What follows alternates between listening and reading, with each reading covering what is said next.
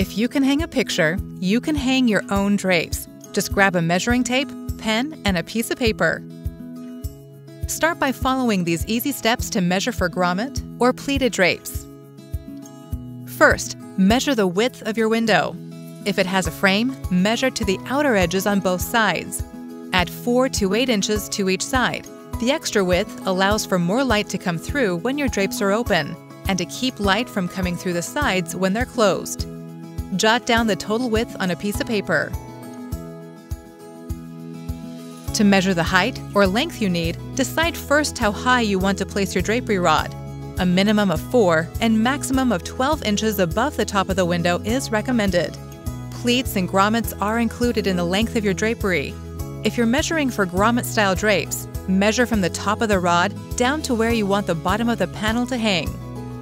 For sill-length drapes, measure the height from the rod position to the top of the sill. If you want them to hang slightly below the sill, add an inch or 2 to your measurement. Floor-length drapes typically hang about a ½ inch off the floor. You'll need to adjust the length of your pleated drapes depending upon how you want to hang them. If you'll be using a rod and rings, deduct the height of your rod plus the rings from the length. If you'll be using a standard traverse rod or track, deduct the height of the track.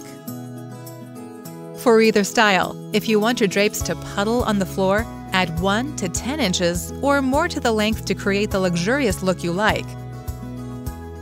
Jot down the total height you need to order.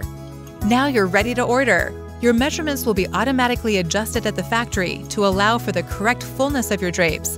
When they arrive, all you need to hang grommet draperies is a decorative rod. Pleated drapes can be hung on a rod with rings or on a traverse track.